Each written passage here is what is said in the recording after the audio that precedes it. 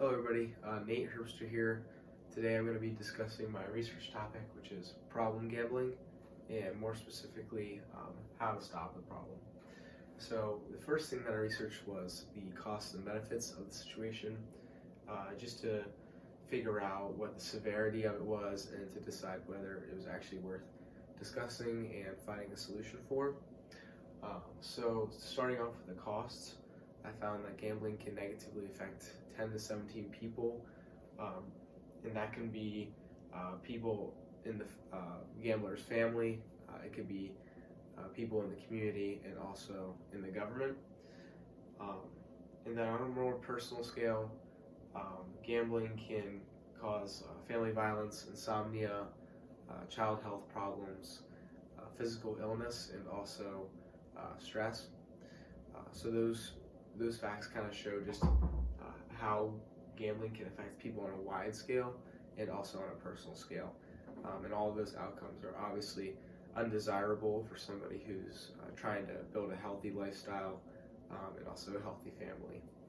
To kind of counter that, there are a couple of benefits to gambling. I don't feel that these benefits are more important than what the costs are. I find the costs to be way more severe in their consequences. But nonetheless, gambling can improve the economic status, especially of poverty-stricken communities. It kind of provides jobs, tourism, and hospitality, which can improve the overall quality of life of people. But if gambling does come along with the side effects that were mentioned above, I don't feel that the possibility of economic growth is more important than the individual's health or the gambler's family's health. And also, gambling can affect the wider community, so that's also something to take into account. Another small benefit to gambling, there's some cognitive benefits, so increased problem-solving abilities, improved mathematical abilities, and hand-eye physical coordination.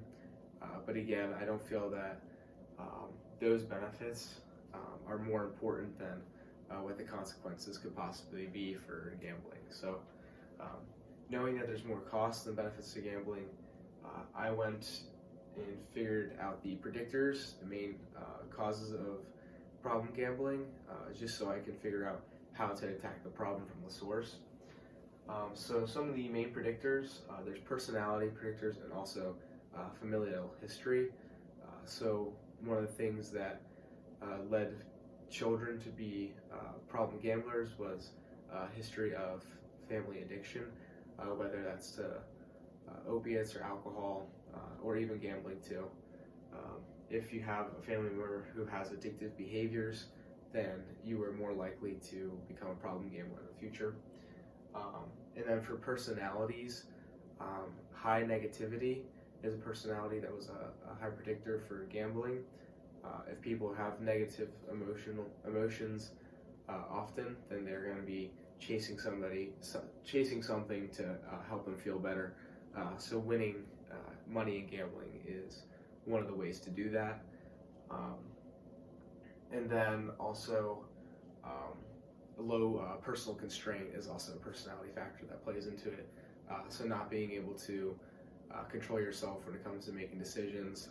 When you start losing money, not being able to stop putting money into the game so that you win it back, and that leads to a lot of loss as you're gambling. So then some strategies to try and kind of mitigate the effects of gambling.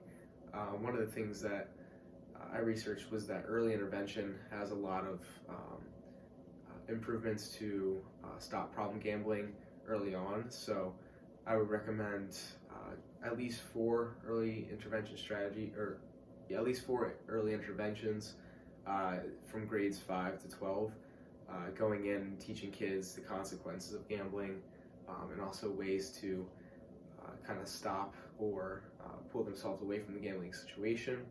And also, if the person is a problem gambler as an adult, there's some self-exclusion strategies, such as creating a budget for themselves, and also just pulling themselves away from gambling overall just by leisure activities and doing things that kind of take their mind off the situation, but doing things that they still enjoy.